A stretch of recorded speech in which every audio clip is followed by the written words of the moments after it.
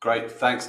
And welcome back to another episode of Legal Unicorns, the podcast that shines a light on those in the legal sphere, legal professionals that hail from the African continent that are doing something different with their lives and their careers and their journey. And we find out more about them, where they're going, what they're doing, and hopefully inspire the next generation of legal professionals from this fine continent. Today, I am absolutely delighted to be joined all the way from South Florida, Clea Strydom. Thank you very much for joining me today. Thank you for having me, Rob. I'm very excited to be here.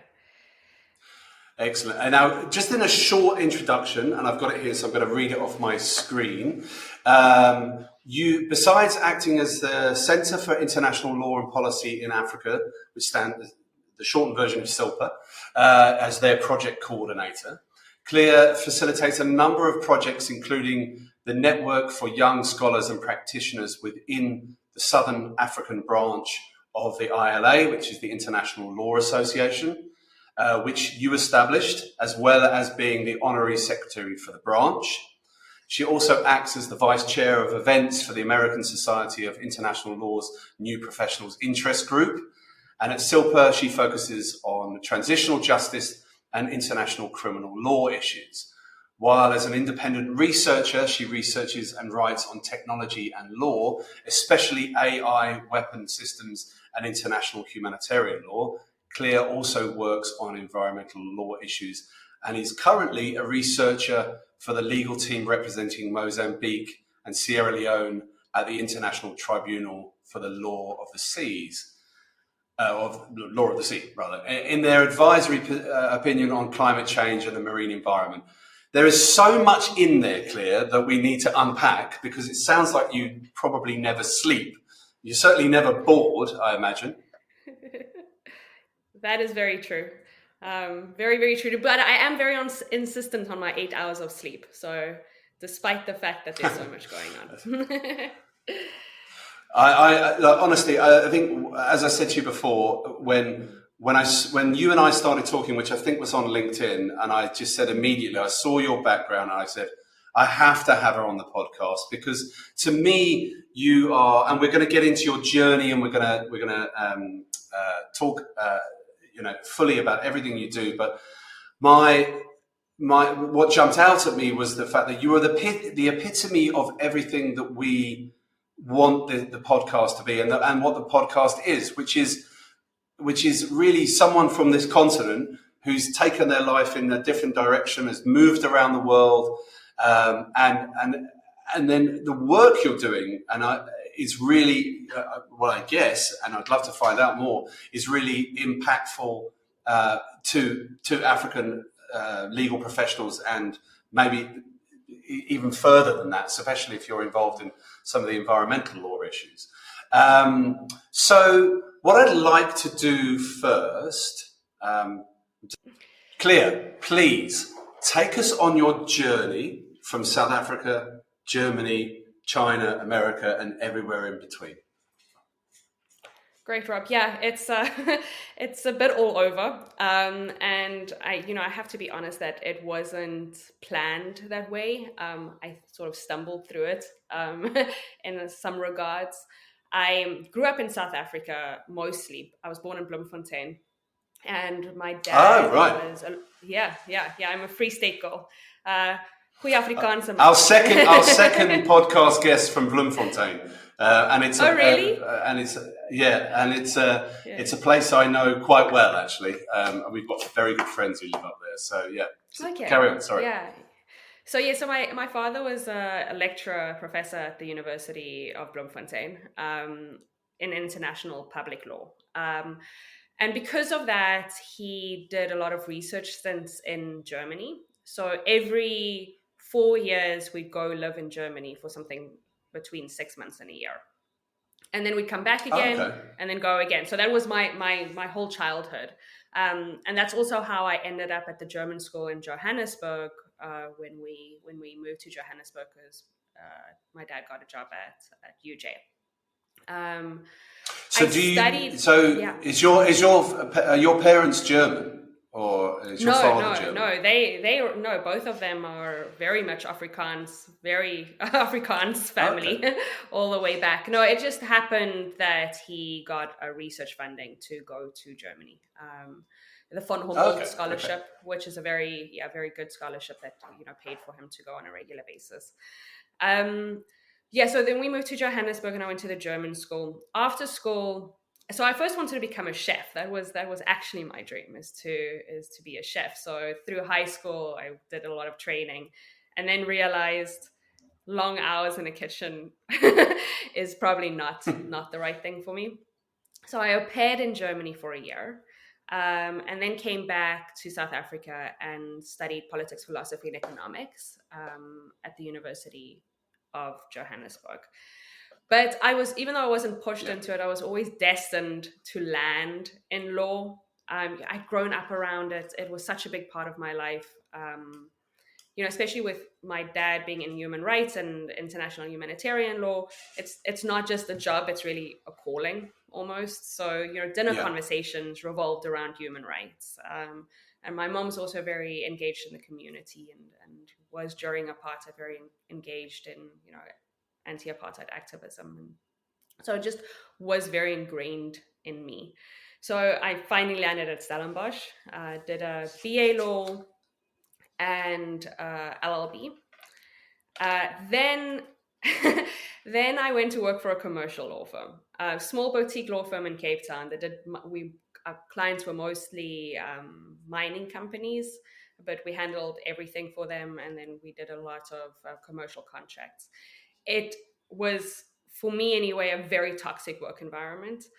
Commercial law just wasn't my thing. I was like, I didn't go to study law for what to me felt making rich people richer. And the environmental law things we did do was really about circumventing, environmental law, not necessarily The wrong side.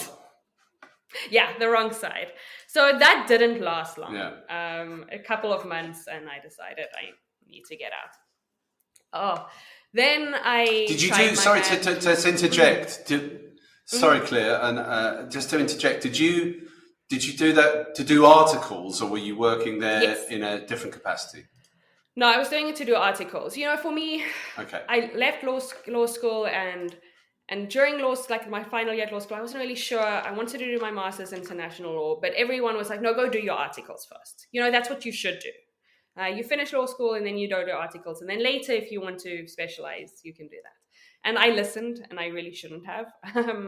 But, so is life. And then I tried my hand at starting my own business, and I had a couple of clients for a couple of years, actually, startups that I helped with terms and conditions for their websites, contracts for employees, registration, any legal requirements they had, I proffered advice on. And was this based out of Cape Town? Sorry. Cape Town. Is that based out of Cape Town? Yeah. That was based out of Cape Town. So yes, absolutely. And I kept those clients for a number of years after I left. And then on a whim, I decided, I'll go teach in China. I need a break. I need to figure out what to do. I need to earn some money. I should add, though, that my mom went to teach in Indonesia a year or two before that. Okay. So it really sounded to me like a good way to see Asia. I'd never been, to make some money and figure out what I needed to do with my life. So I landed in China, worked at first for a business English training school. So businesses would come to them and send all their staff to them for English business training, either to help them with presentations or just general English or so forth. So I was based in Shanghai, which, by the way, is an amazing city. If you want to visit China, Shanghai is fantastic. It's different. I might go post-COVID. I might go as far as saying, don't even bother with Beijing. Actually, just go to Shanghai. It's really cool. Yeah. Yeah, I absolutely agree. Shanghai it's different now for foreigners, especially since the end of COVID or like post-COVID. China is closing up a little bit more again. But the time that I was there, it was very open to foreigners and we had an amazing life there. So that's, yeah. So when I say we, that's where I met my husband, current husband, who is American. But yeah, so I did my master's only by research dissertation while working full time. Can I just interject there? Does he know he's your current husband? Are you just labeled? Which is, yeah, it was like. Which is what my wife describes me as most of the time. So yeah, you're the current one, but you know, the current one might not be. You know, my life's always like in 5-year increments. So we'll see in like 3 years' time what the situation is. Is it? Yeah. Is he behind the camera, sitting there going, "What? I mean, what? No one told me."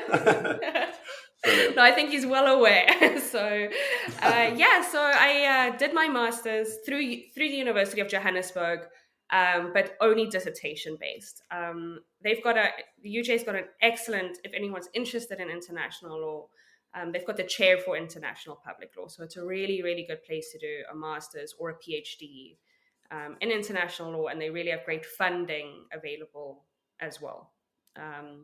Again, I'm biased because my father is the chair for international law, but it is really a great program, and especially if you're working like I was full time and you don't really have time to attend classes, but you want to write a dissertation and you want to obtain a master's, it's a great program.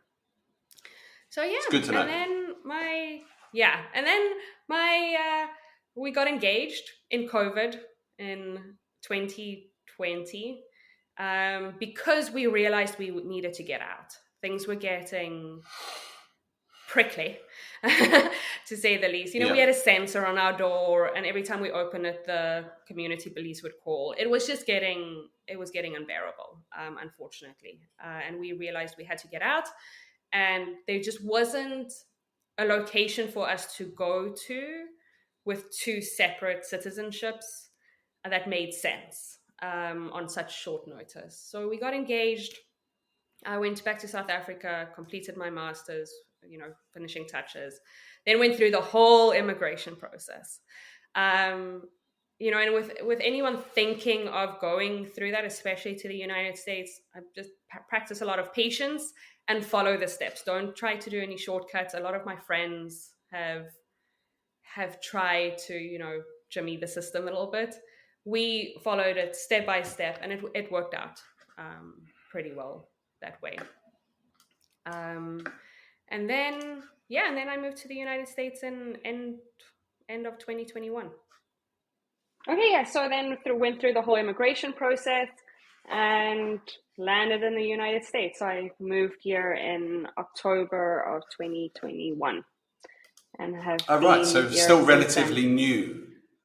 Absolutely. Yeah. Still going through the whole process. I obtained my green card and work authorization last year. So that's also very, very stressful because for the first couple of months, you're not allowed to work at all while you wait for this whole process to go through. So it took about, let's say 8 months before I was allowed to work. I still did, but earn money at least. You can work, but you're not allowed to earn money, which is strange. Yeah, I get that. I think actually, just while I have you on that point, I think that's a really valuable lesson for anybody listening that wants to move overseas, which many people do because they contact us all the time. Is one of the things that you said there a few minutes ago, which is absolutely so true, is when it comes to immigration, do not try to cut corners ever, right? There is a system, there is boxes to check. Whatever country you're in, it's always the same. Just follow the system. Otherwise, they will catch you. You'll have it turned down and you might not get another chance. So, no, I'm with you on that. When you said that, I thought that's because as I'm sure you know, I've lived all over the world, and if you try to jimmy the system, as you say, you're going to get found out, and there's no point. So no, that was a really good, valuable lesson to learn. Plus, the whole point of, I guess for you, you had to getting into America. When they're checking your your paperwork and everything, I guess the first thing you have to prove is that you are actually in love with your husband, and that it's not just a marriage of convenience and things like that. Because I've done all that with my wife here. You have to prove that you are together. I guess you're still having, well, maybe not having to go through that now, but yeah.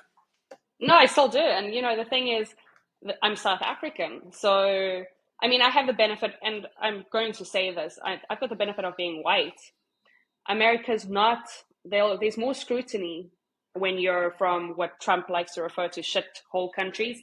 There's just sorry, I don't know if I'm allowed to swear, if you need to cut that out, but no, you carry on. But I'm laughing at his sheer ridiculousness of the man that you mentioned. It's just ridiculous. So there is more scrutiny on you if you are from a third world country, a developing country, and then there's even more scrutiny if you're Muslim or of color. So you have to take those things into consideration.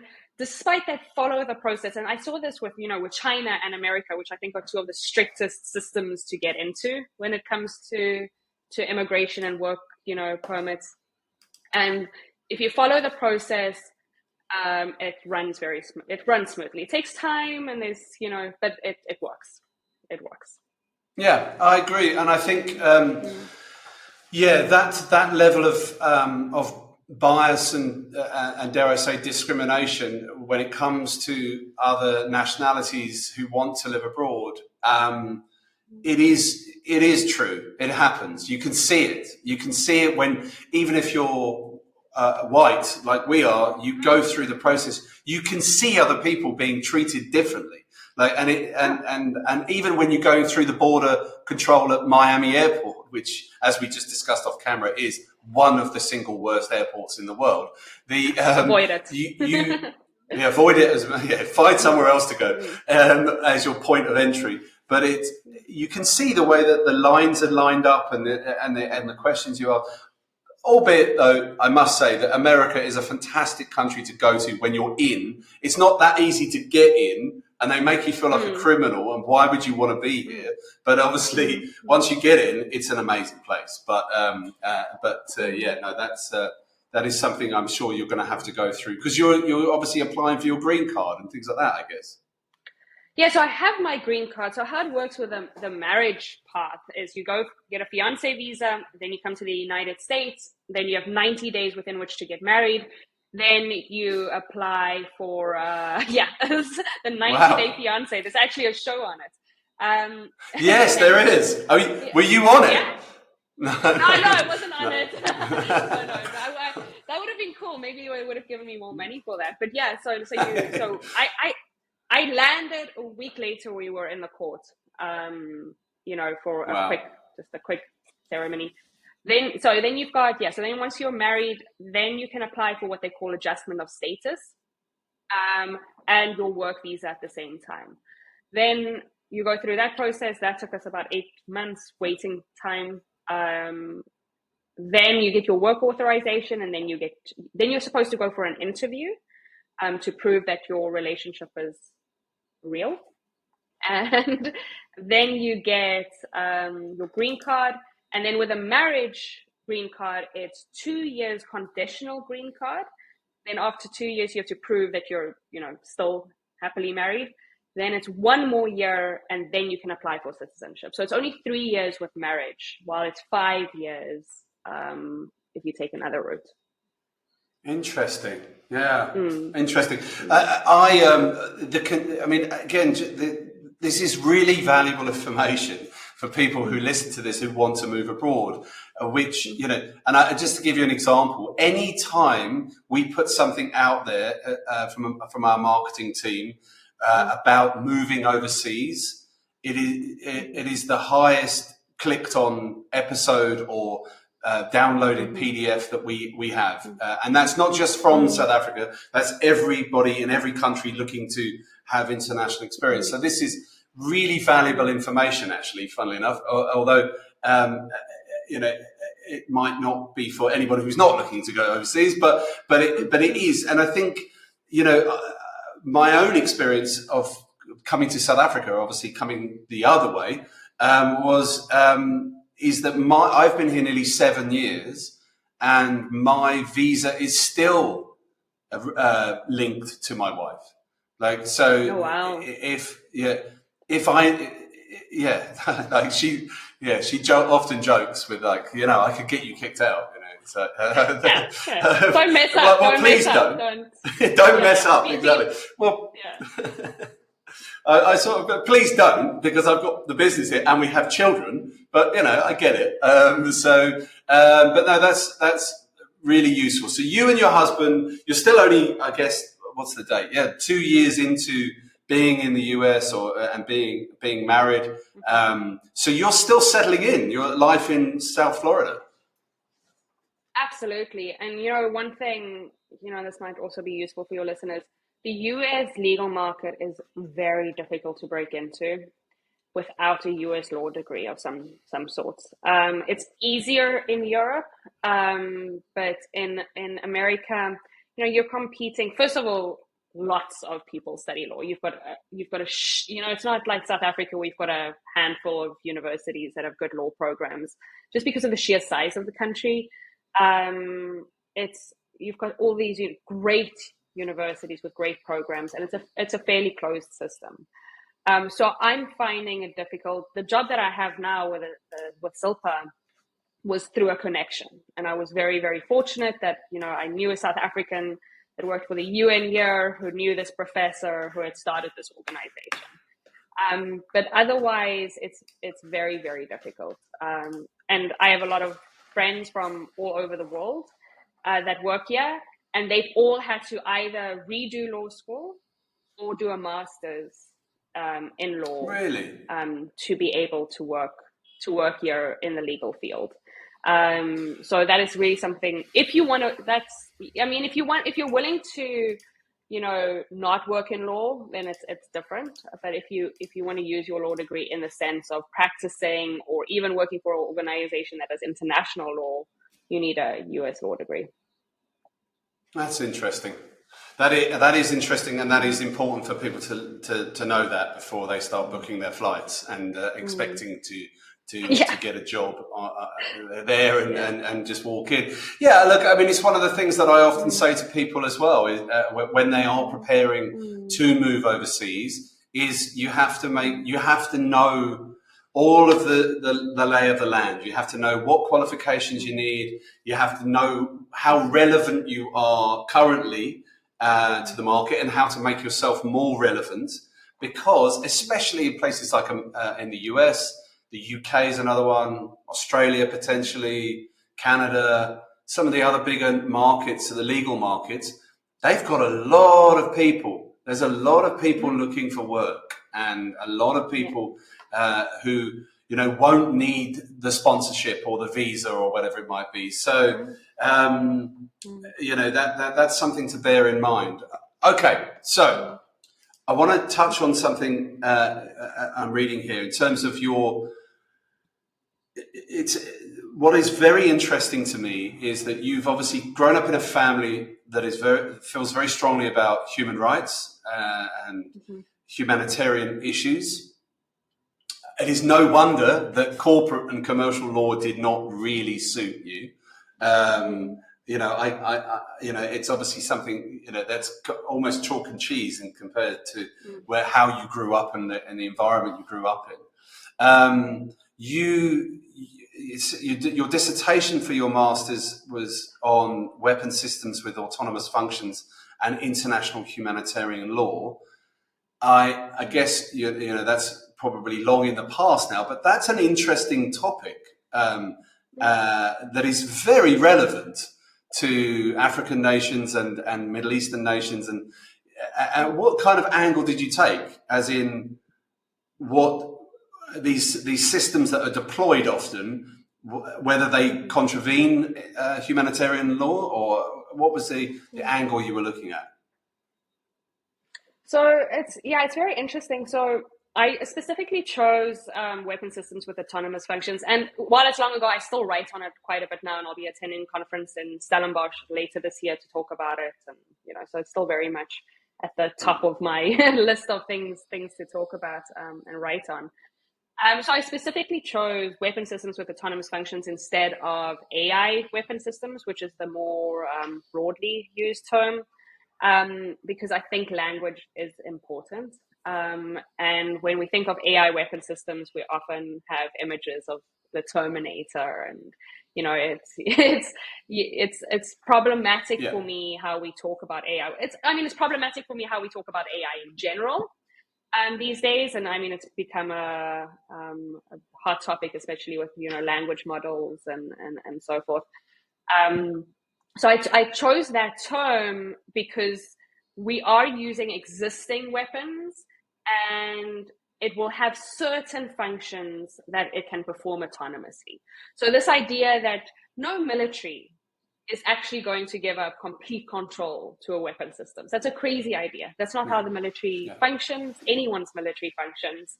Control is a big issue, and top-down control is a big concern for militaries. So I really try to approach it from a more practical standpoint than, for example, a lot of international organizations say ban, condemn, which for me is not feasible, because militaries are going to do what militaries want to do. Countries are going to do, states are going to do whatever it takes to, win a war, protect their own civilians, steal resources, whatever it is that people get involved in armed conflict for, they are going to use the best technology that's available to them. So for me, it was really about how can we put in regulations or standards for how these weapons are deployed in the field. So my focus specifically was on what we call the meaningful human control element. So that, and the argument is that there always has to be some kind of meaningful human control over the weapon system with autonomous functions. Now, what meaningful means is, subjective, or can be interpreted in many ways.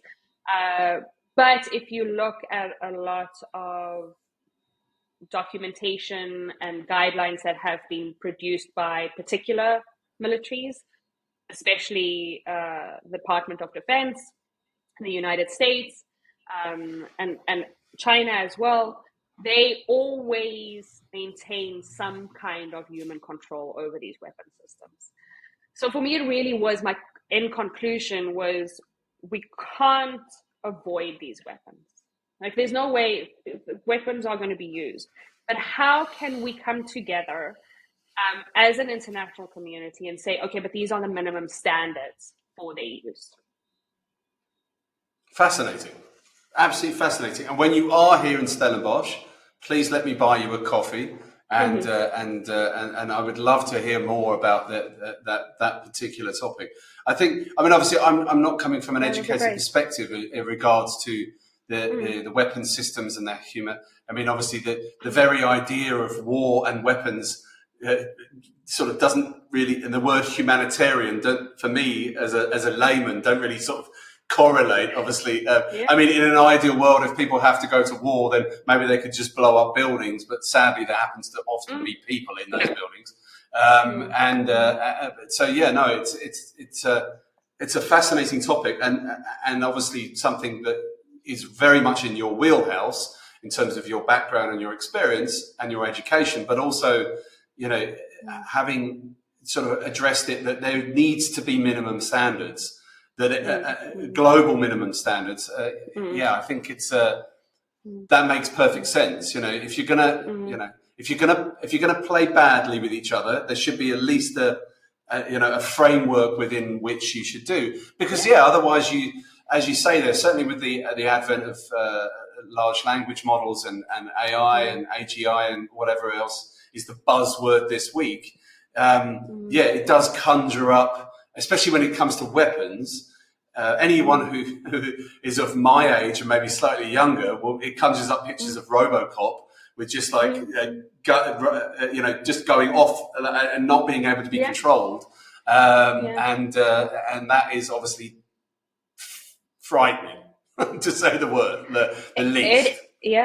It is. And it absolutely is. But this existential threat of AI, and it's interesting that it's usually AI entrepreneurs that invoke the existential threat of AI, like Elon Musk, the guy from OpenAI. They've got this existential threat of AI. It's going to take over. But what it does, it simply deflects from the issues we have with AI right now. And our current concerns with AI are actually a lot more important than that existential threat. The bias in AI, how AI is used for cybersecurity, which is often, just basically large mass state surveillance. The energy consumption of AI, the data that's being stolen through AI systems. Those threats, for me personally, are so much more, first of all, immediate, and second of all, bigger than this existential threat of, AI is going to take over. But it's an interesting marketing ploy by AI entrepreneurs. Deflect, so I can keep developing. Yeah, I couldn't agree more. I think it's fascinating, isn't it? Obviously we've not in our lifetime we've not dealt with anything like this in terms of AI and AGI, but it is a standard clever marketing tool, if you like, if you're the one that owns it, to make everyone scared of it. Talk about these big, fanciful, like you say, existential threats that it's going to take over, it's going to take all your jobs, it's going to destroy the planet, it's going to do this, and you're sitting there, layman's like me and that guy down there, worrying about things that maybe in our lifetime won't be a concern.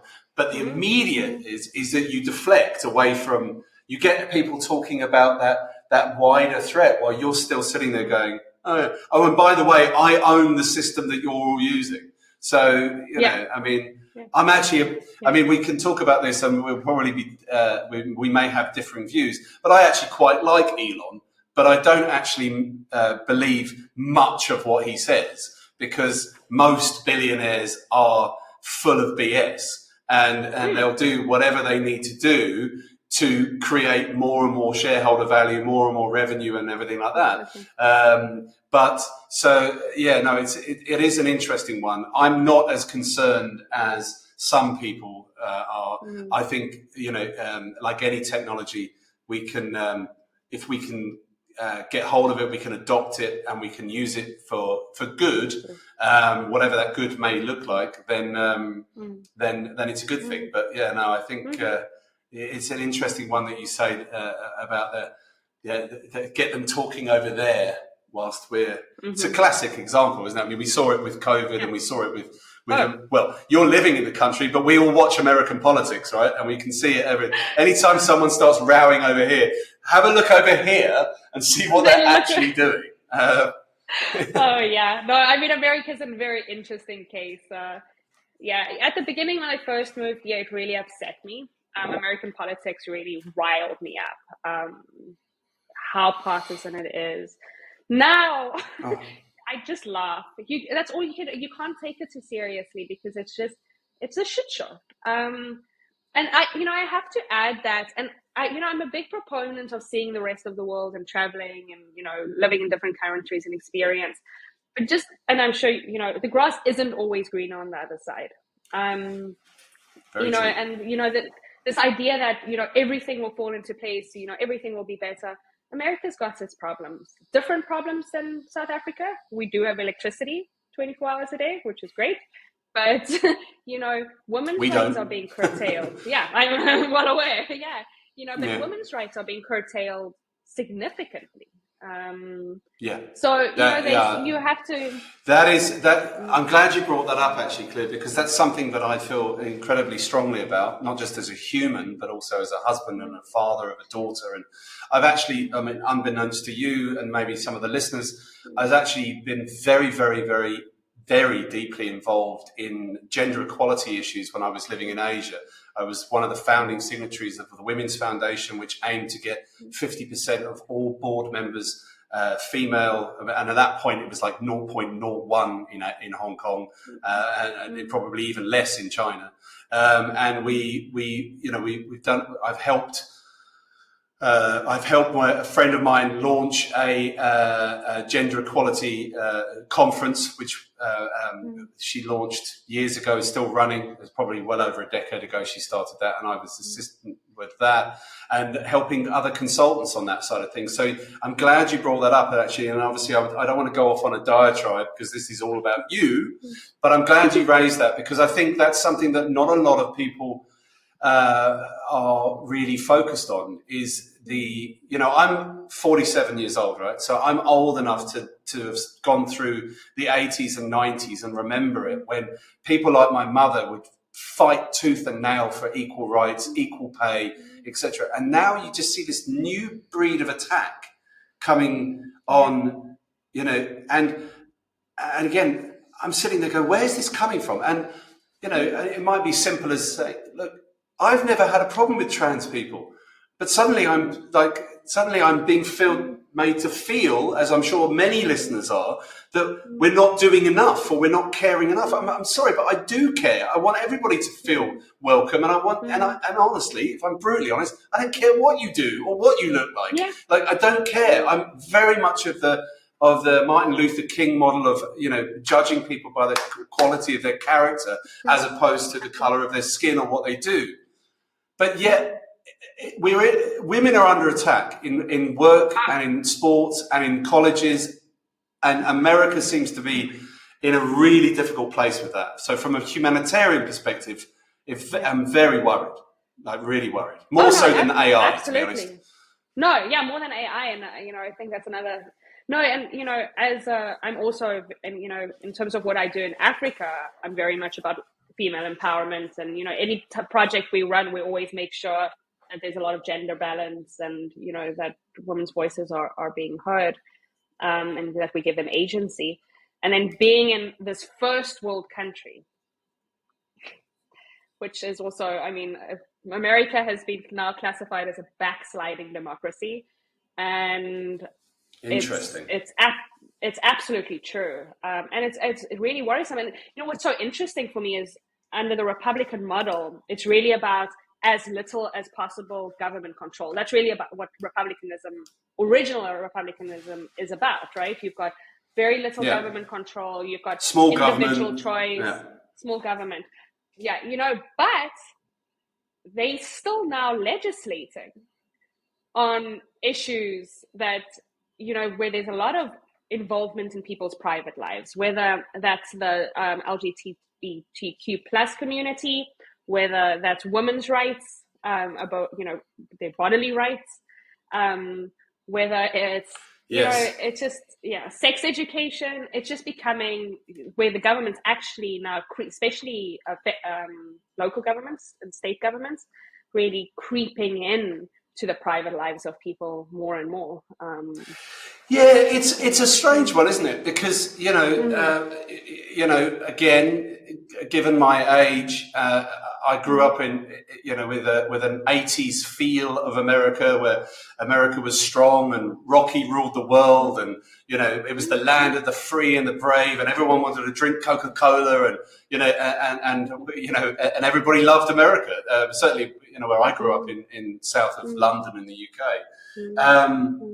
But and again, I've got this is just my opinion from someone who reads and watches as much as I do. It's awfully becoming a lot like China. It looks like it really does. There's certain elements of it, and again, that's probably not going to make me certainly popular in certain angles and with certain people, but I didn't want to live in China anymore. One of the reasons why we left Hong Kong is because we spent a decade there, and don't get me wrong, the two are very different. Hong Kong the Hong Kongers are some of the best people I've ever met. So are some of the Chinese, to be fair, and I'm sure you can equate to that living in Shanghai. But in terms of systems, let's be honest, the CCP can do one. You know what I mean? But the Hong Kong and that creeping into everything that you do and everything, and starting to control everything you do. We wanted to leave, so we left, and then to coin something that the commentator Russell Brand said the other day, the world needs a strong America, and it needs a fair America, and looking out from outside in, that is questionable. It does seem to be that, like you say, women's rights, trans rights, LGBTQ plus rights, everything seems to be under attack and creating fights with everybody, and all the while the government, whatever side of the aisle they sit on, is coming through the middle, just controlling and controlling and controlling. It seems to be a very strange time. And like you said, the world does need a strong America. I mean, I don't like a strong America because I think they're bullies, but it doesn't need to be America, but it needs to be a country that's got enough economic power and moral power. But America no longer has that moral guidance, and you're seeing more and more nationalist governments all over the world. In Europe, I'm very concerned about some European nations, about the way they're going in terms of nationalism. You saw it in Brazil. I mean, in Africa, that's the different kettle of fish, but which with its own issues. But we don't have that shining example of democracy anymore. Own the future of recruitment today. Access a secured, anonymized global talent pool. Connect with qualified candidates through multiple private label databases. By creating your own Stintit, you can achieve the following. Step 1. Access your company dashboard by logging in. Step 2. Click Find Candidate to search for the ideal candidate. To begin, create a new position and fill in the necessary details. The system will search through multiple databases to find the ideal match for you. Step 3. Once the search is completed, you will instantly receive multiple 100% matches which have all been fully verified and KYC checked. Step 4. When the candidate chooses to opt in, you can view their skill set and experience. Only when you are satisfied, use your credit to unlock the candidate's full profile. Once unlocked, the profile remains unlocked for all future searches. What makes this system truly revolutionary is that when you search, the search will continue in all the different databases until a 100% match is found. Each database involved and the candidate share in the revenue, and that's how this circular revenue model and shared database benefit all parties involved. Okay, welcome back to Clea. We have had a bit of a technical issue, which meant we had a bit of a break for about a week. So it's lovely to see you again. Thanks for joining me. So good to have you back with us today from sunny Florida, which you just say is extremely hot. And what I really want to do is I want to get straight in to the work that you're doing is it CILPA? CILPA, Center for International Law and Policy in Africa. If you could just give us a quick rundown of what that is and what you're doing. I know there's a lot of listeners that are very interested. Yes, absolutely. So yes, it's a Center for International Law and Policy in Africa and was founded by Professor Charles Jallow. He's originally from Sierra Leone. He worked on the special court in Sierra Leone, which handled a lot of the unrest that took place in Sierra Leone, also linked to Charles Taylor from next door, who then ended up in front of the ICC. And then a couple of other matters as well across the world. And he's also a member of the International Law Commission. So CILPA really at the moment it's a fairly fledgling organization. We think of ourselves as a think tank and an NGO. But we really work, NGOs can take many forms. So we don't invest in sort of grassroots projects or anything like that. We really try to develop policy around international law issues in Africa. So an example of that could be, for example, last year we worked on a project where the African Court of Human and People's Rights, its jurisdiction is being expanded to handle, amongst other, also international criminal law cases.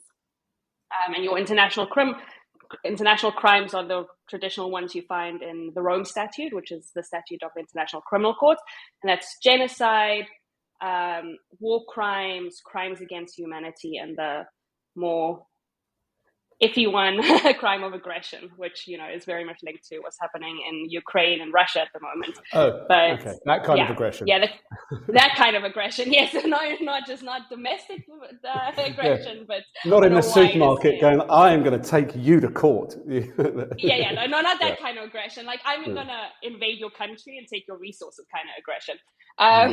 But the reason I say it's iffy, it's not that the crime's iffy, it's a little iffy in the Rome Statute because it was added in later into the International Criminal Court as a crime in the Rome Statute, and not all the countries that have ratified the Rome Statute have agreed to the crime of aggression being an actual crime. And there's political reasons for that, for obvious reasons. So we worked on looking at it's called the Malaba Protocol. If anyone's interested, you can just type in Malaba Protocol, and this is trying to extend the jurisdiction of the African court, right, to include international crimes. Can I? Sorry to interject, but just very quickly,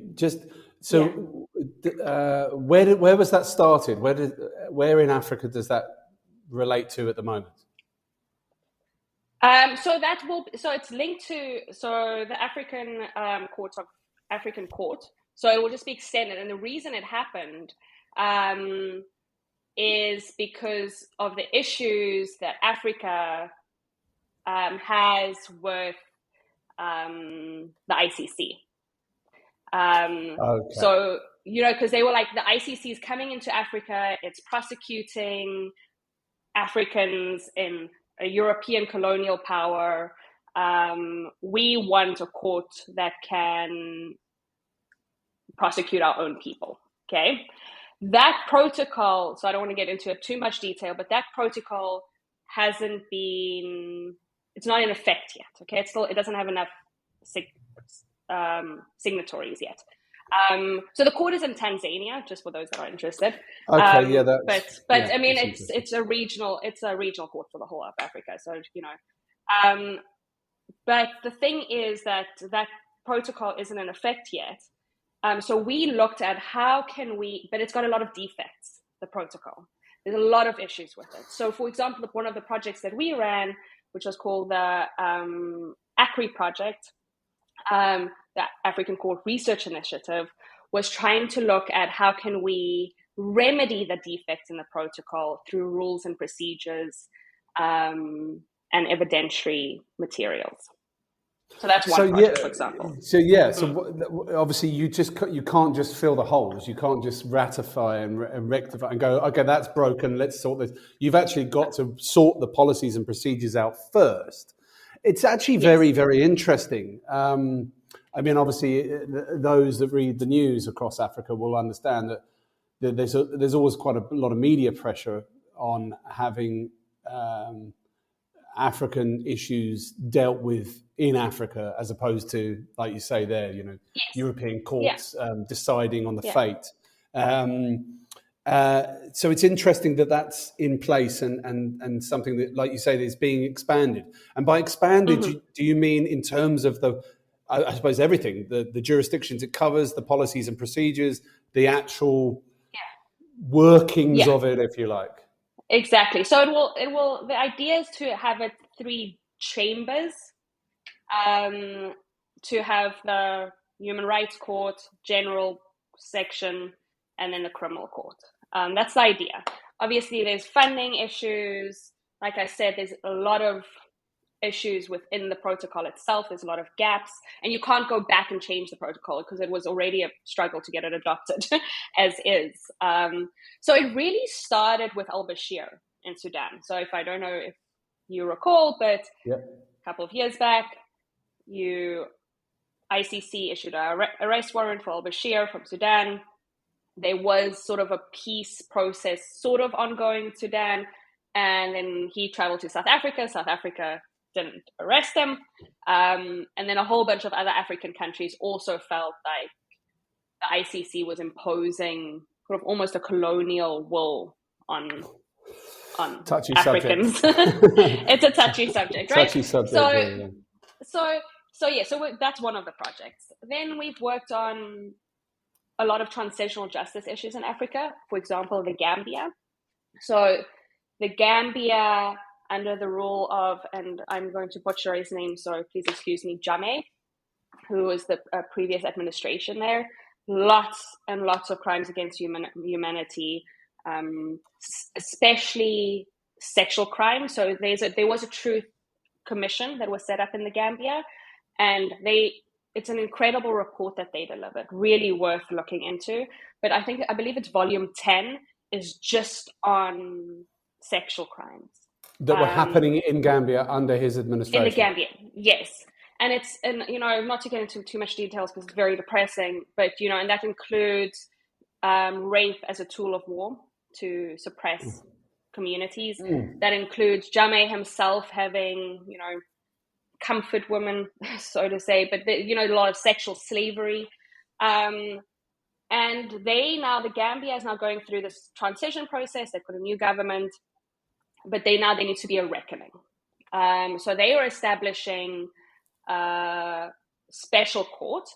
So we call these internationalized courts. So they're not international courts because they're grounded in domestic procedure, but they prosecute international crimes.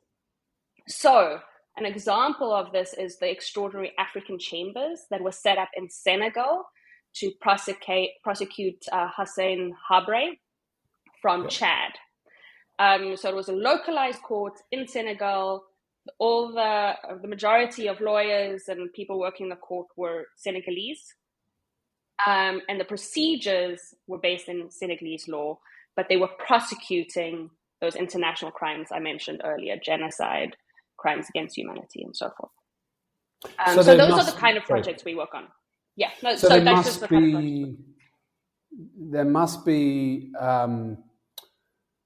There must be some correlation between the ICC and the court in Africa. They must work together, I guess. I mean, recognizing international.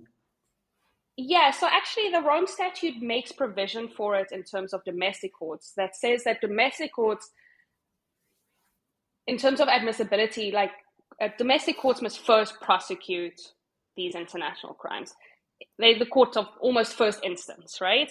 It's only when they are unable or unwilling, and there's a whole bunch of tests and things or they cannot, that the ICC steps in.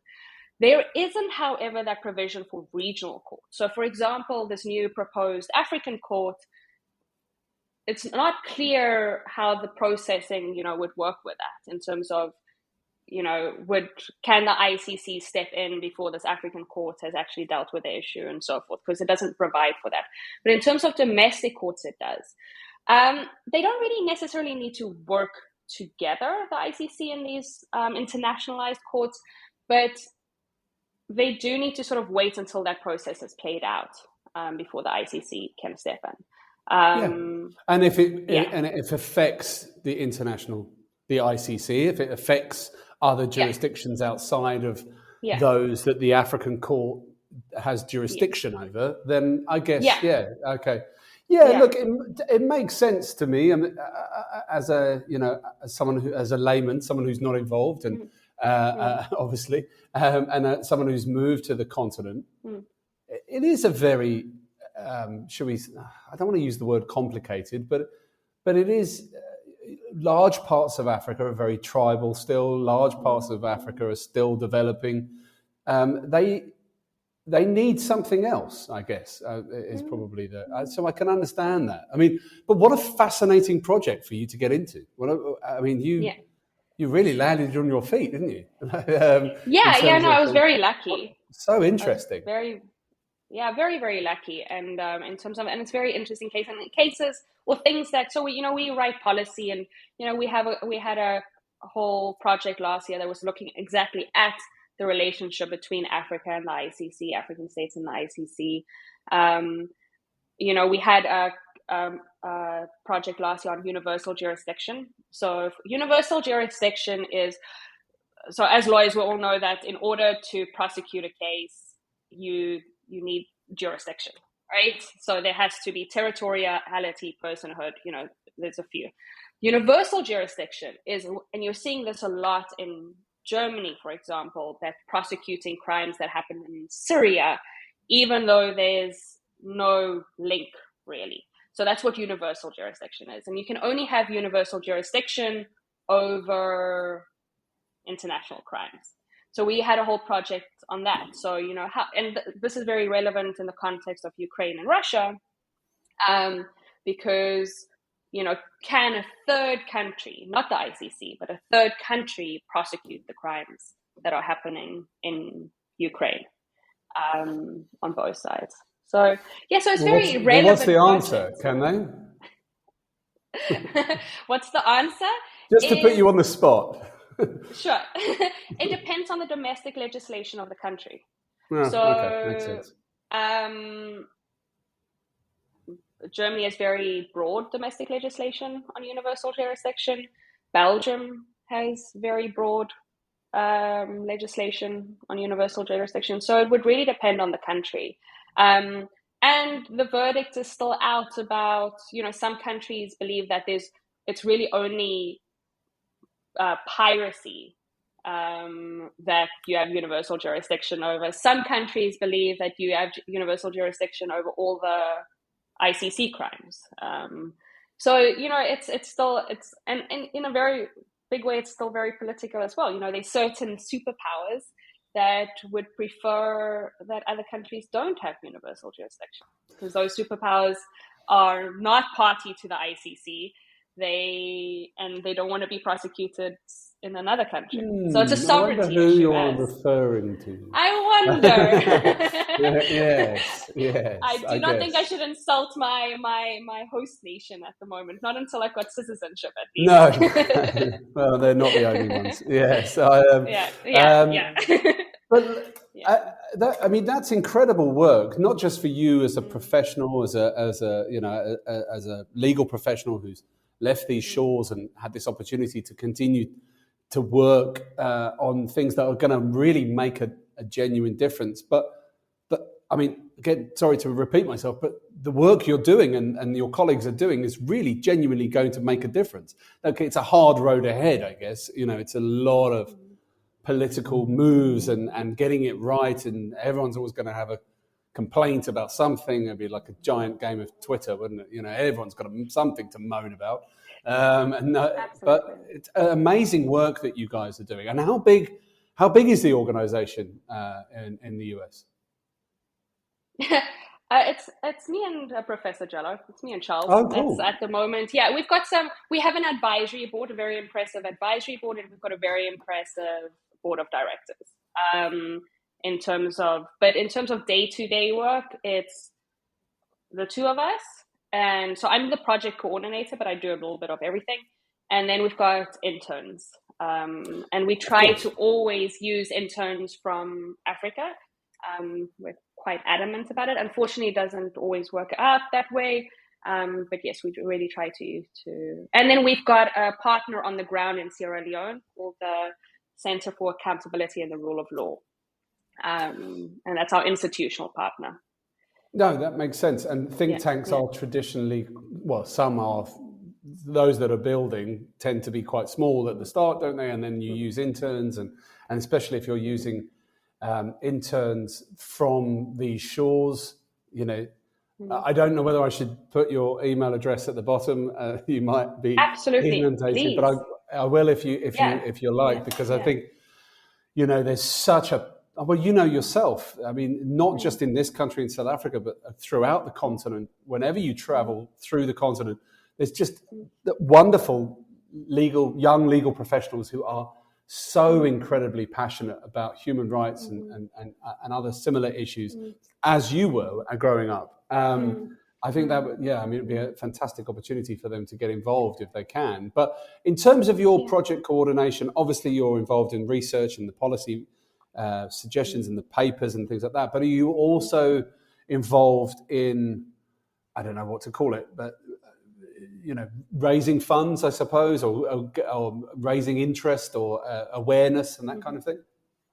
Yes, absolutely. So all our projects are run with funding, so grants, and it's a process to apply for them.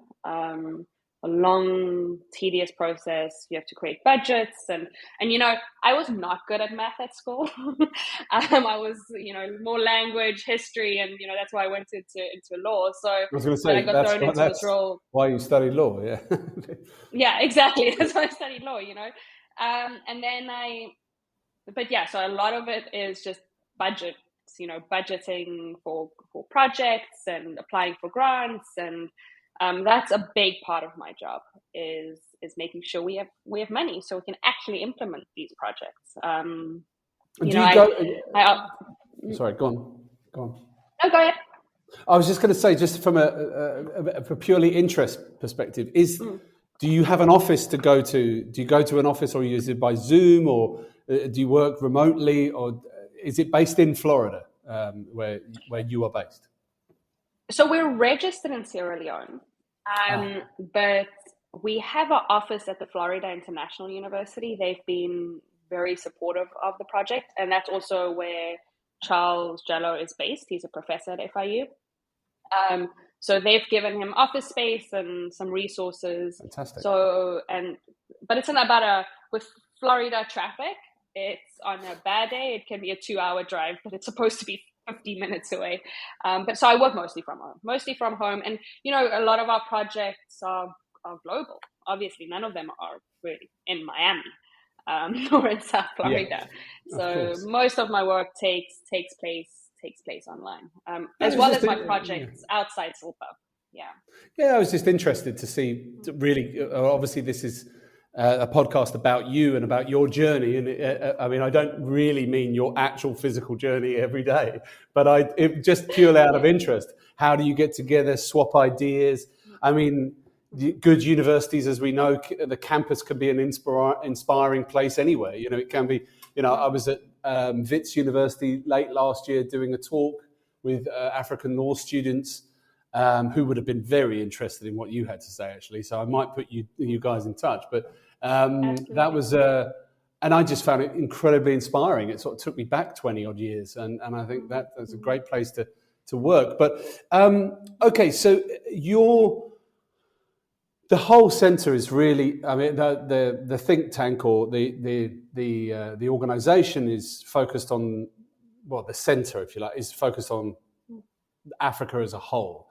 Is there, are you at liberty to say what projects are coming down the pipe? Is there anything that you're particularly interested in at the moment? Is there anything that you're getting funding for? What's coming down that road? So I can't say from whom, but I can say that we do have a project on reparations for slavery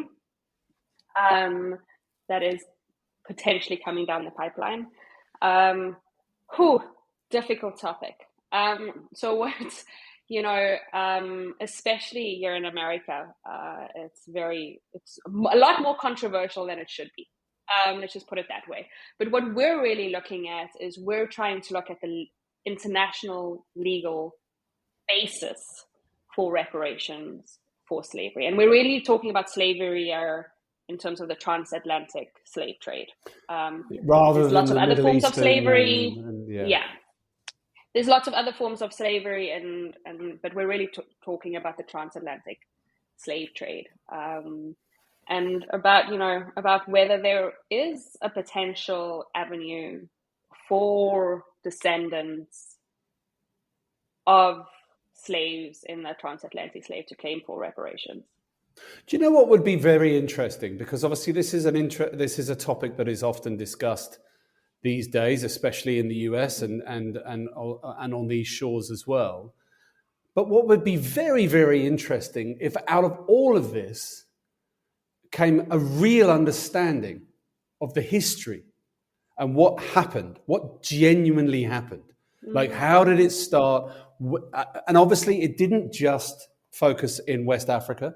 It focused on, I was reading a stat by the author Douglas Murray the other day that was saying that the largest number of slaves were based in the Middle East during that time, and who benefited and how, I mean, clearly it shaped many economies around the world, and so I think I might be wrong.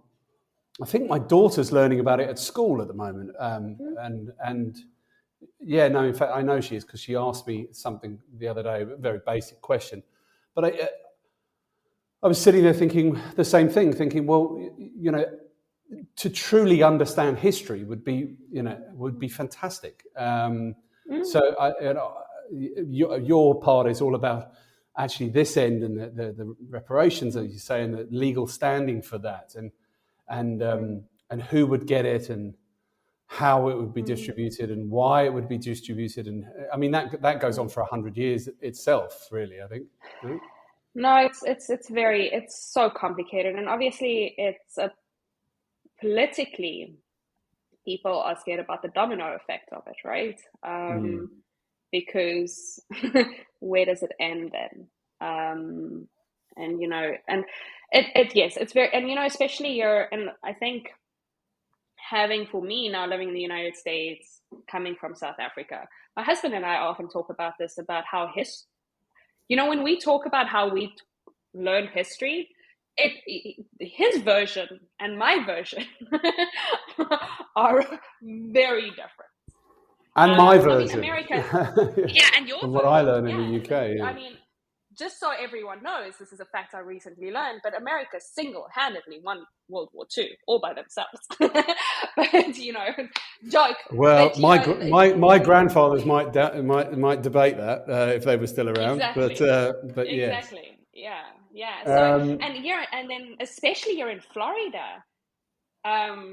Just an interesting fact: education is receiving a bit of an overhaul, especially in terms of slavery. The way slavery has to now be taught in schools in Florida it's problematic. Because what's Ron been up to? What's he up to? Oh, Ron. Meatball Ron. Trump refers to him as Meatball Ron. So Meatball Ron has... Where does the orange man get these nicknames from? They're fantastic.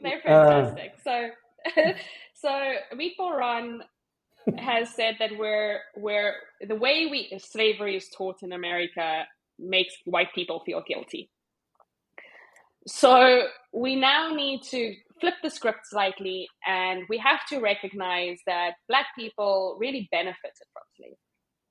African American. Wow, I mean, that is a sentence that I would not do you the disservice of clipping at any point. But please, in context. That needs to be... The context is very important here. No. I mean, that you don't make those kind of statements. Again, let's go back. Let's go back to history. Let's really, again, appreciate that what we were all taught was something very different. I learned when I moved here to South Africa that the Boer War happened, because we didn't learn that at school, either one of them. And there were a lot of older people that I met whose parents and grandparents were in the middle of it, and they weren't very happy with me at one point. But I was sitting there, but I think if we could get more understanding of that way the world works, I mean, and then but Meatball Ron is making statements we shouldn't be making. No, really, it's just not a statement you make.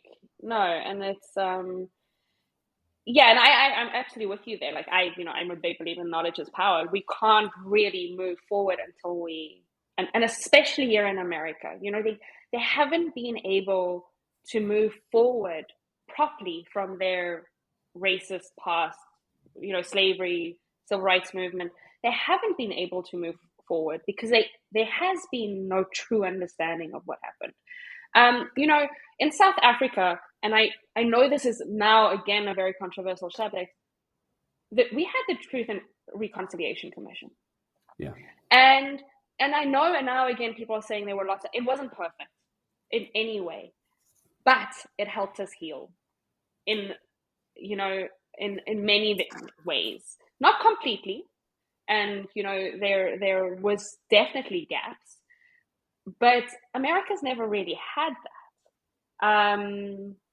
There's never been there was this very slow transition from, and that's why I think they still have so much systemic racism here too. It's a really interesting point, because it's something that we talk about a lot as well, is, because I married into an Afrikaans family, and they are very, very good people, very nice people. But, some of them voted for the National Party. So, I occasionally remind them of that.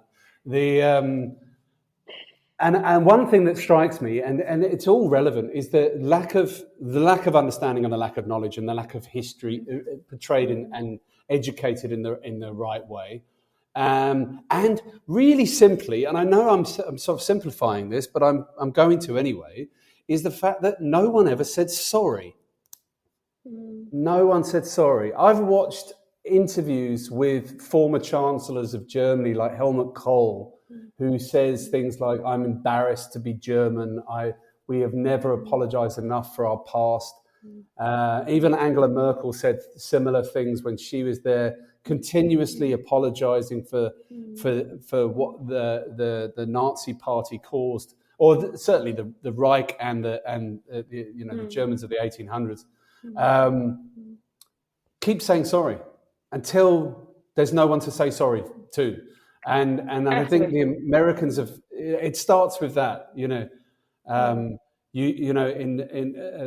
here in South Africa, there is a guy that's making quite a lot of noise at the moment, and I know American conservative American, shall we say, commentators are focusing on him, Mr. Malema, quite a lot at the moment, because he was caught the other day doing his fantastic chant about "kill the white man."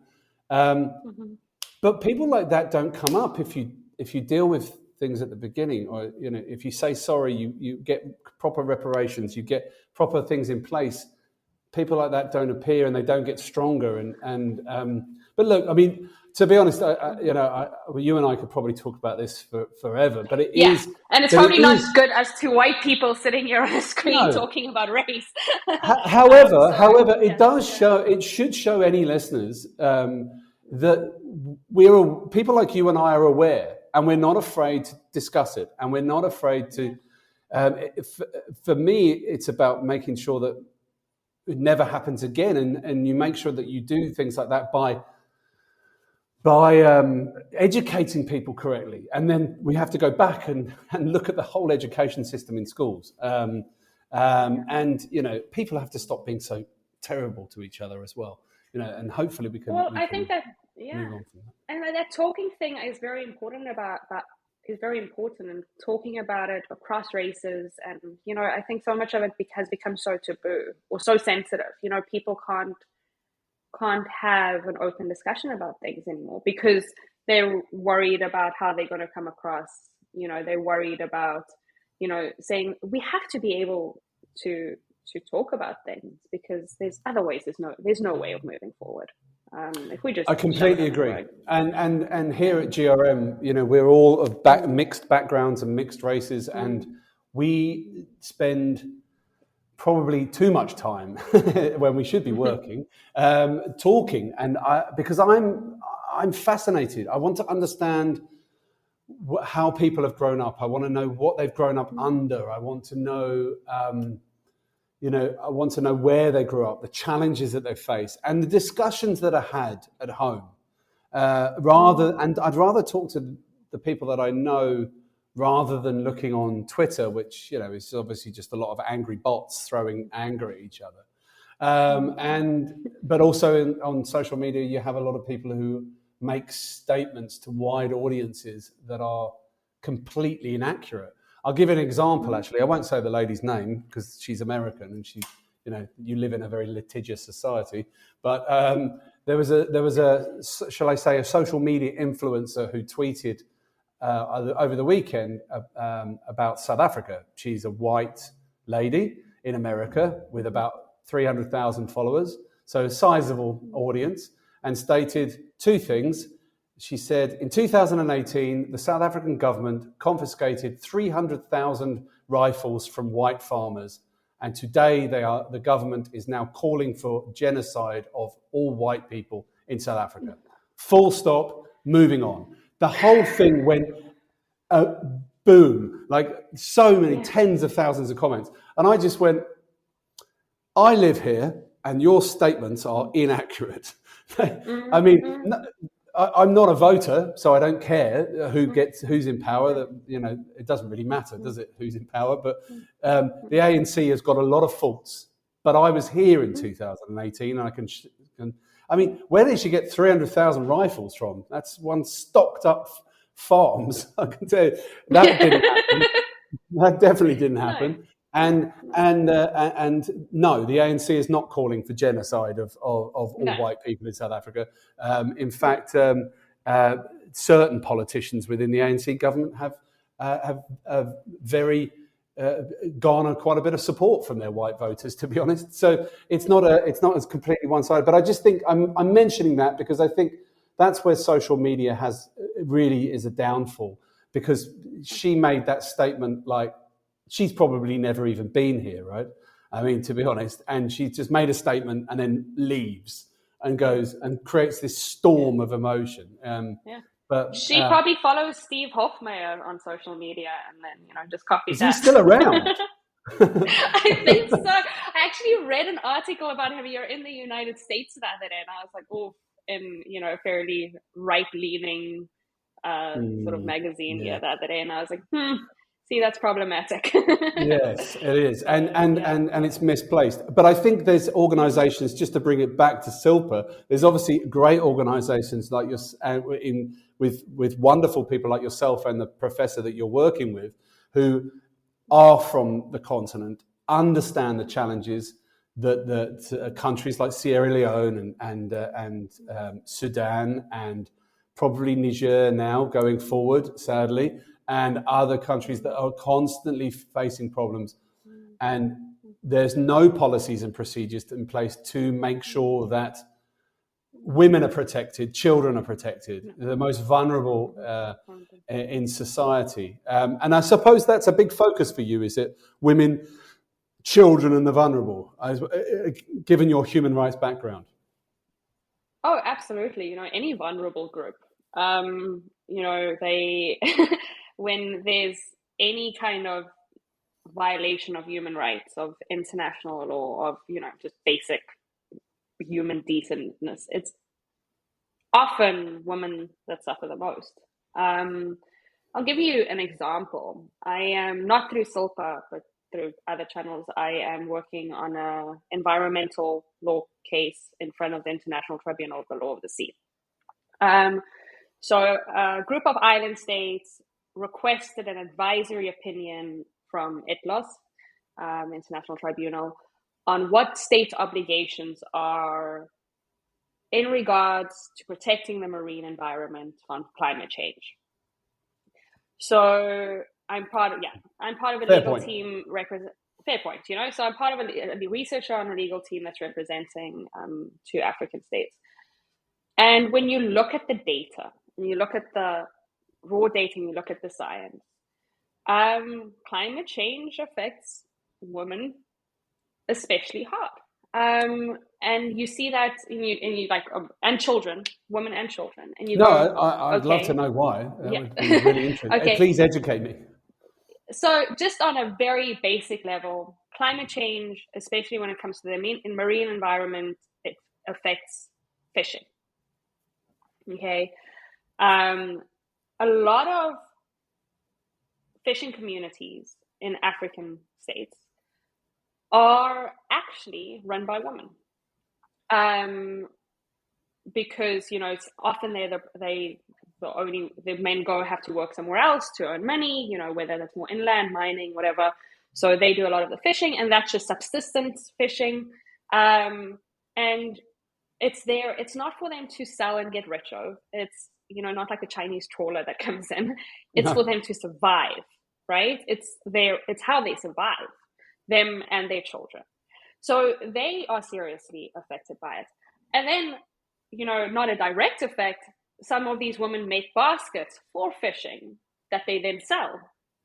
They can't make, if there's not enough fish to be caught, there's less business for the baskets. So that's a very sort of practical example. Yeah, that's like one of 1,000 reasons. I mean, but it's something that probably some people don't, when you said it, I was like, oh, that's interesting. Tell me why. And then they're two, dare I say, and I don't mean this with disrespect, basic reasons, but they are very pertinent to the local village economy throughout Africa.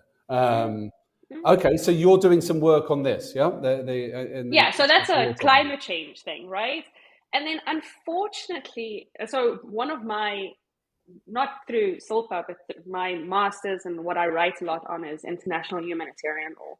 So that's basically the law of armed conflict, right? So what are the regulations when states or non-state armed groups are in a conflict? And unfortunately, sexual violence as a tool of war, especially in Africa, is still very, very widely used. More like, it's shockingly how much. And that affects women. And then, in terms of women's education, when there's armed conflict, there's often not, women are pulled out of schools. And then you've got cases where, you've got insurgent groups kidnapping girls. For instance, that happens throughout Africa, right? I mean, that's happening. That's a real problem. So, often in a lot of these scenarios, women are worse off. Women and children are worse off than other parts of the population. Disproportionately as well. Disproportionately worse. Absolutely. How do you,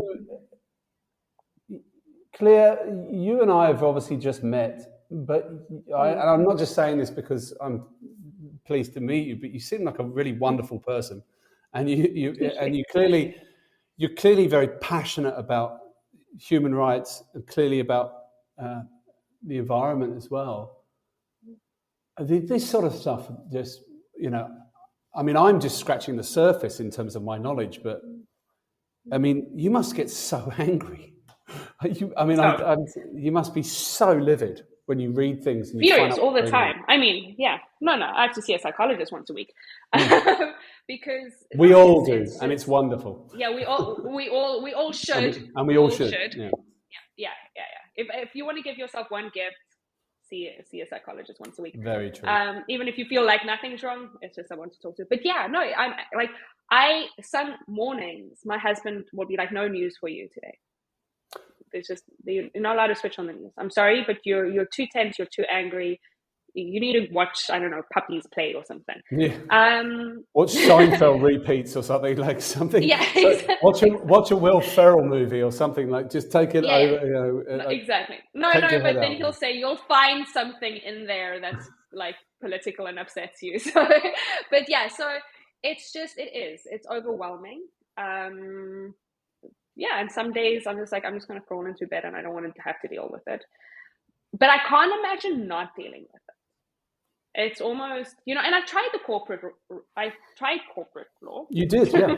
I've tried that. I've tried other stuff, but none of it worked. I'm always drawn back to this. Well, there's no putting the genie back in the bottle now, right? There's no putting that genie back in the bottle. It's in here for you, right? It's in your heart. There is, and you know what? You don't need me to tell you this, but because you probably get told anyway. But you're making a difference. You really are, and you might not be able to see it every day, but you really are doing. There'll be someone on this continent out there beyond that mountain that will be benefiting from some of the work that you do, And it's the little bits chipping away every day. People like you that will bring about change. They do. One hopes so. Yeah. One hopes so. And I just want to, for your audience, in terms of people that are interested in international law, and that don't necessarily want to go into academia or leave South Africa. There's a massive gap in South Africa in the moment of people with a lack of knowledge of international law. And you might not think it's important for your daily work or so forth. And I'll give you a small example of why it is. Yeah. So when South Africa ratifies or signs on to conventions or treaties, in terms of our constitution, the South African constitution, we have to, what they call, you have to ratify, to bring it into our own law. So you have to enact domestic legislation to bring that treaty or convention into our own law. Makes sense. And sometimes the South African ratifies these conventions and then doesn't bring it into our own legislation, or doesn't bring it into our own legislation properly. And the reason that's important is a lot of these international conventions and treaties protect our most fundamental rights.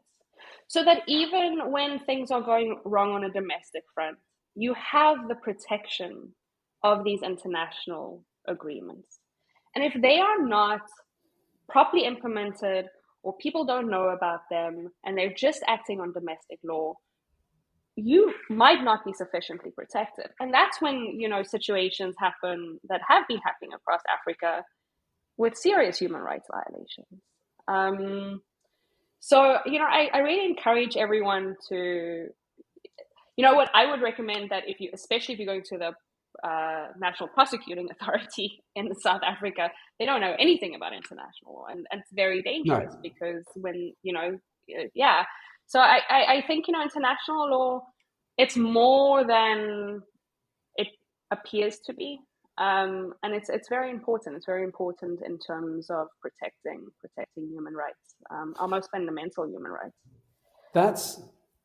That is a really good point, because if you're a young law student at one of the universities here, and you sort of the human rights side of things, or even the environmental side of things, sort of skips you by, and your focus, your passion is on the corporate side of things. This, I'm just taking this as a bad example, but you might not pay much attention to that. But that is hugely important for the future of South Africa, a country which I'm very, very pleased to say still has the rule of law at the top, and that is so important. And you'll know yourself that it is constantly undermined by people, shall we say, who may benefit from there not being as much rule of law in the country. But it is important, and they're not trying to install these constitutions and these changes in international law, or adoption of international law, just for the sake of it. They're doing it because it will protect human rights. That's really interesting. Really, really interesting. But it's interesting what you said just about commercial law. So another example, I believe it's close to Kimberley. There's a guy that breeds rhinos for conservation efforts, and then he lets them out into the wild and trying to bring the rhino numbers up again. But because he breeds them, and some of them die, or for whatever reason, he doesn't kill them for the rhino horn, but he has rhino horn. So there's an international convention for endangered species. South Africa signed it before, I think in the 70s, but never ratified it. And then the government, the ANC government, recently, a couple of years back, brought it into our own legislation.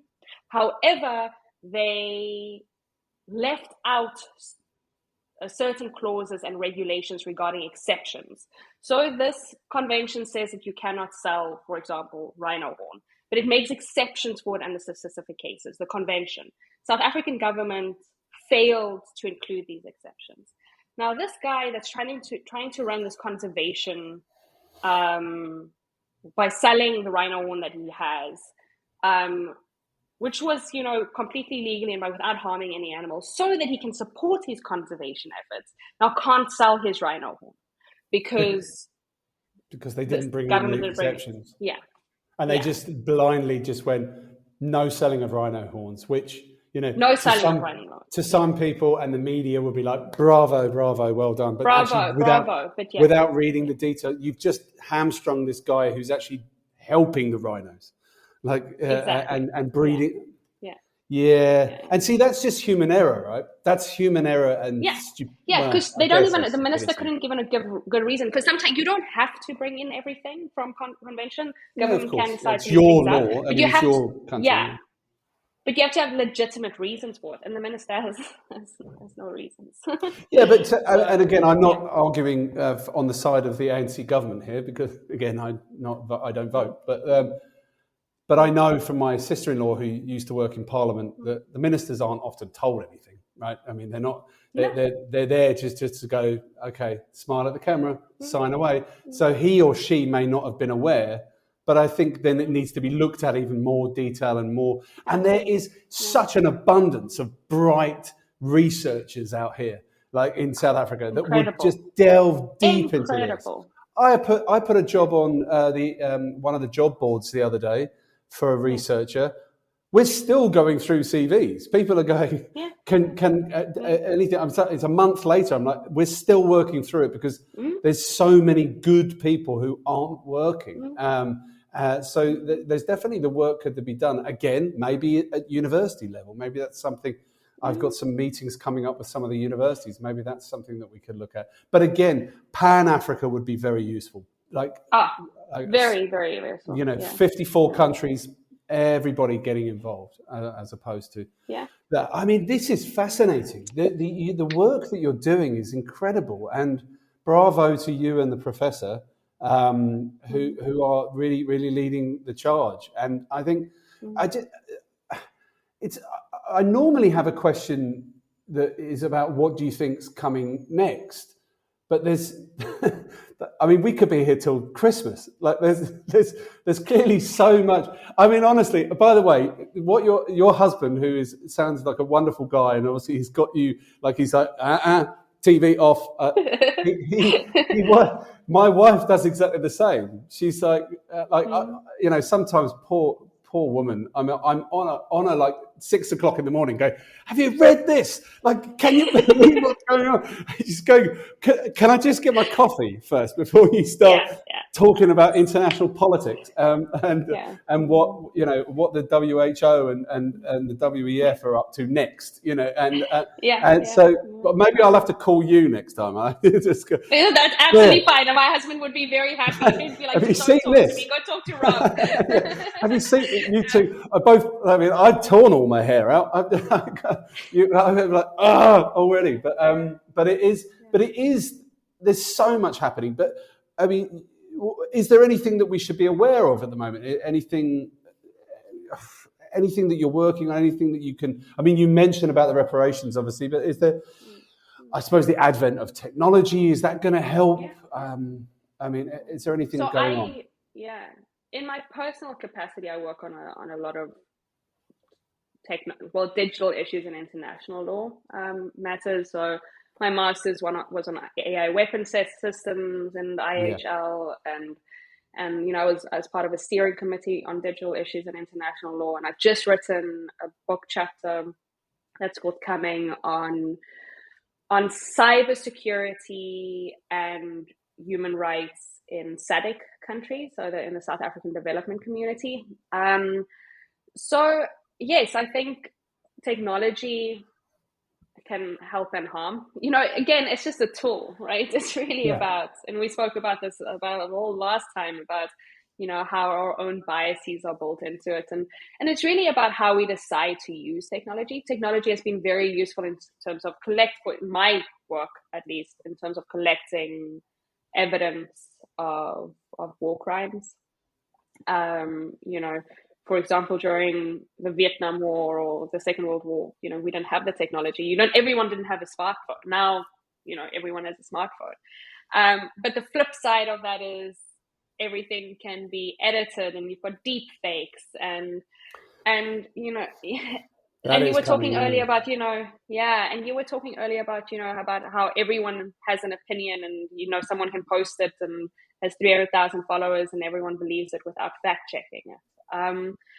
So for me, technology, I think it's for the next, I don't know, couple of years, it's going to be one of our biggest issues, and Africa needs to learn how to embrace it properly. The chapter I wrote was really about how cybersecurity is being used to actually circumvent human rights, through surveillance. Yeah, I mean, that's a, I'm pleased that, well, first of all, I'd love to get the title of that book when it's published, please. And I would love to help promote it as much as I can here on our platforms. Because I think, again, we go back to what we were talking about when we were dealing with talking about the tricky subject, as you mentioned, for two white people to talk about in terms of reparation for slavery. But it all comes from education. It all comes, the better that we understand what's happened in the past and what might be coming in the future, then the better I know it sounds airy-fairy, but the better we can help each other, genuinely. So please let me know that book. But we've talked about this a lot here as well, specifically in the legal sector, technology. If I have to read another scared headline about how robots are replacing everybody, no, you use the technology. I've talked about it 100 times, so apologies to those listening that I'm repeating myself. But, I worked in the recruitment industry in 2004 when LinkedIn was invented. And there were millions of people in that industry panicking, going, oh my word, everybody's now online. What are we going to do? Well, you adapt, you evolve, and you use the research. And then you use that research to be quicker, faster, and make better decisions. And the economist, Martin Armstrong, who I really like, he lives in Florida as well, actually. He talked, I was watching something the other day, and he was talking about, he was sort of squinting at the camera going, we've been using AI since the 80s. It's still dependent on what you put in. Google's AI, or if you use Bing, I don't know if anyone does, but Does people still use Bing? Yeah, I know. So I think that was still a thing. Someone's AOL account and Ask Jeeves and Bing, they're still there somewhere. But what you put in is what you get out. And look, there's no doubt, and certainly in the legal sphere, political sphere, and the work that you are doing, those who've never been to the African continent or spent time in the middle of Africa or West Africa or even East Africa, you won't necessarily see that we've got a long way to go first. There's a long way to get electricity to every village, and there's a long way.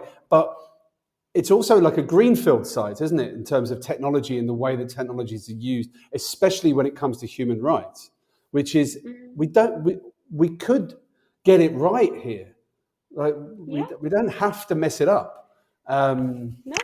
And I do think Africa's in a perfect position to get it right, because the technology has been developed and tested, and it's such a new ground. We can now adopt that technology, improve on it, and we're in a perfect position to do so.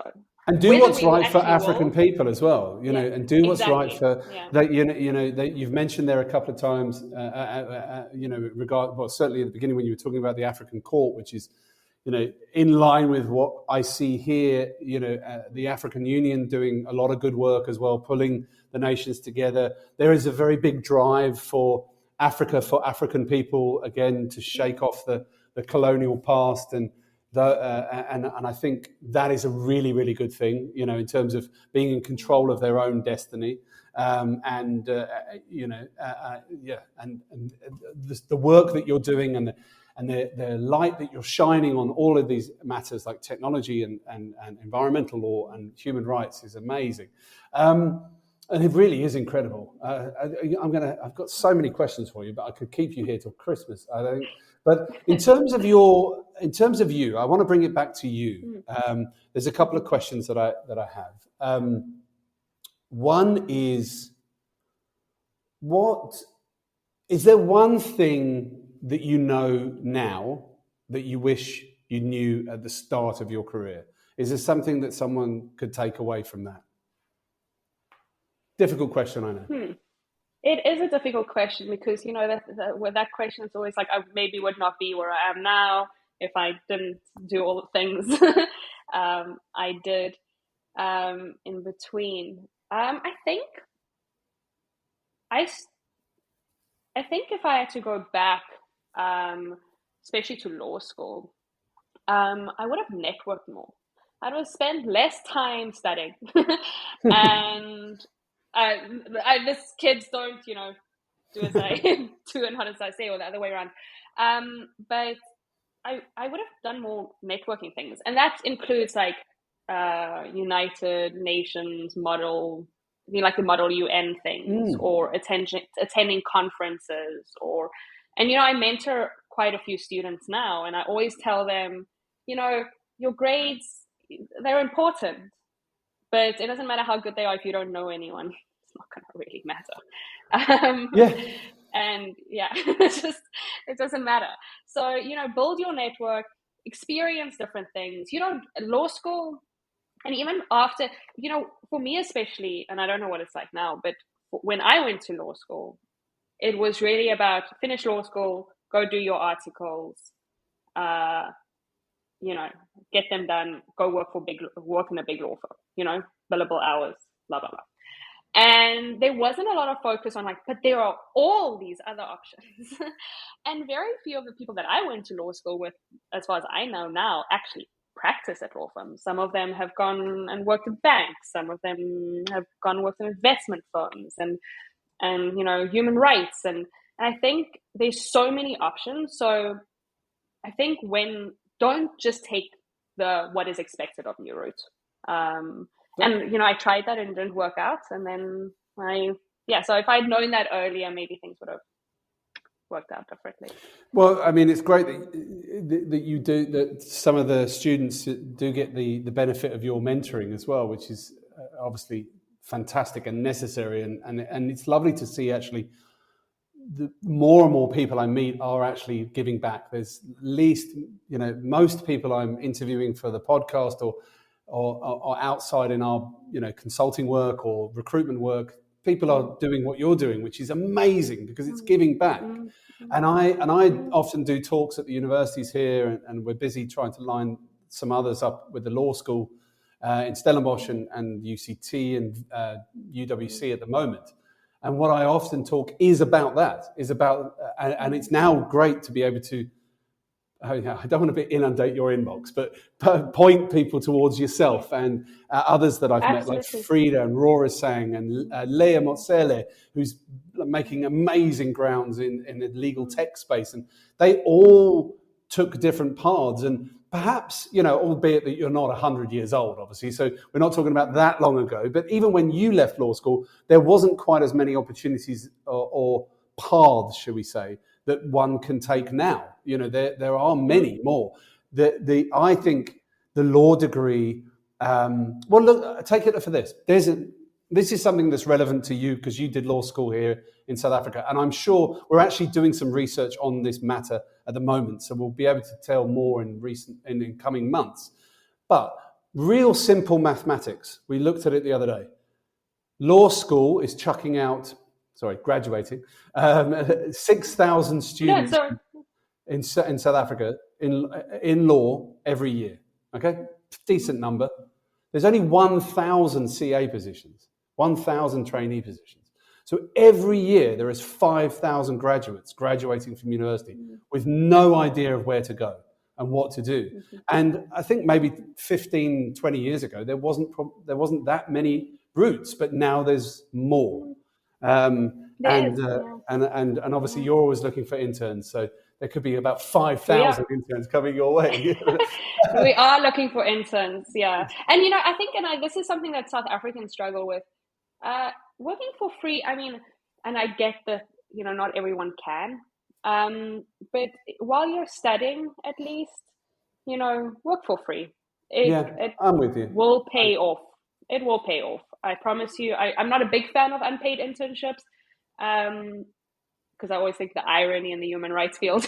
But at least if it doesn't require, if you can do it from home, or and it's just a couple of hours a week and it's not full time, offer up your services free. I promise you it'll pay off. I mean, not only for your own education and your own experience, but also your CV will be beefed up and resume, as they say in America. Reference letters that you reference need. letters and just an insight into how the world is working. Look, you kind of caveat it nicely there with the fact that not everybody can do, but if paid internship is not a new phenomenon. Like we did it when I was, 25 years ago when I was a student. I would be working in the supermarket in the night and doing an internship in the day, or however it worked, whatever job I had at the time. And you just need to gain some experience. And that internship might be for a month or 2 weeks or whatever it is. But again, it all beefs up that experience and that sort of exposure of what you might want to do going forward or what you might not want to do. And then, the networking side of things is a really good advice as well, because look, I mean, university's supposed to be fun, isn't it? You study, you go out a lot, not a lot. If you go to Stellenbosch University and all the wine farms are within walking distance, I don't. Yes. I heard from my wife. I'm not even sure that they did any work, to be honest. But it is, and the conferences, a lot of the conferences and a lot of the exhibitions and a lot of the talks, especially the ones online, they're free. Just sign up, find out what you can learn, and download it and listen to it, and keep pushing yourself and. Look, LinkedIn is also, I mean, not that I'm a big fan of it, but it's also given us a huge avenue to people. And, there are people like me and you, I'm sure, as well, who, if someone messages me and asks me a question, I'm answering. I remember being 19 and going, oh, he probably doesn't want to hear from me, or then we were writing letters, but you always appreciate a response back. You always respond. So we will always, that's not just us, you and I. That's a lot of people. But a lot of people, look, I want to let you go in a minute. No problem. Please say that. Sorry, I interrupted. There's a bit of a delay. Two short things, and then you can go. Then we can wrap this up. But just the one thing is that don't be scared to meet. If you see someone on LinkedIn doing what you want to do, and this is for new professionals as well as transitioning. If you're transitioning, and if you work in corporate law and you want to go into human rights law, and want to be not paid, then message someone and you see someone on LinkedIn, follow them, interact with their posts, and write them a message and say, hey, I'm interested in doing what you do. Would you mind giving me a half an hour of your time? The worst is that can happen is they don't answer or they say no. I mean, okay. So what? Move on to the next one. Exactly. And then the other thing is for those that are interested in international law, you don't have to work in international law, but if you're interested in international law, please join the South African branch of the International Law Association. It's a great community, and this is shameless, but I am the secretary of, but it's a membership-based community. It's not expensive to join. You can join through your company or institution as well. And it's just a great community if you're interested in international law. I'm going to get those details from you, the South African International Law Association, is it? So it's a South African branch of the International South African Law branch. Association. And it's a yearly membership, is it? It's a yearly membership. It's for a normal individual, it's 750 Rand a year. For students, it's 325 Rand a year. And then corporates or institutions can get 10 members for 2,000 Rand a year. Well, look, I mean, certainly the students, that is a very reasonable price. I'm going to put the link in below, and my marketing team are going to probably kill me for this, but I think it would be well within our reach to sponsor a couple of students that are very keen to do it. So we'll be we'll put that out there and sponsor a couple of students who are keen to get involved in the association. I think everyone needs a little bit of a leg up, and I think we can certainly try. Well, we can certainly try that. Like Absolutely, I say, I'm claiming that my marketing team might cut this out. They'll just have to make it work. They'll be like, nah, let's cut that. But yeah, look, Clea, this is fascinating. First of all, thank you so much for sharing your journey with us. You are a real inspiration when it comes to the where you've put yourself in your life. You know, you've clearly, you know, I remember from last week when we were talking, your parents gave you that introduction to human rights. It was clearly a passion inside you. You've not been afraid to try different things, move around the world, make things happen. You know, clearly you went to China, you met your husband, who sounds utterly fantastic and knows obviously exactly when when to cut the news off, as we said earlier. You've what I can see from your CV and your life journey, you've not been afraid to take a chance and follow your passion. And I really mean this with a big thanks from anyone that's listening, that the work you guys are doing, yourself and the professor and the interns, and the work that's coming through is monumental and will make a difference. So thank you so much for spending some time with me again. And yeah, look, please keep us informed of everything you're doing. No, thank you so much. Thanks for having me and everything that you do for the legal community in South Africa as well. Thanks very much.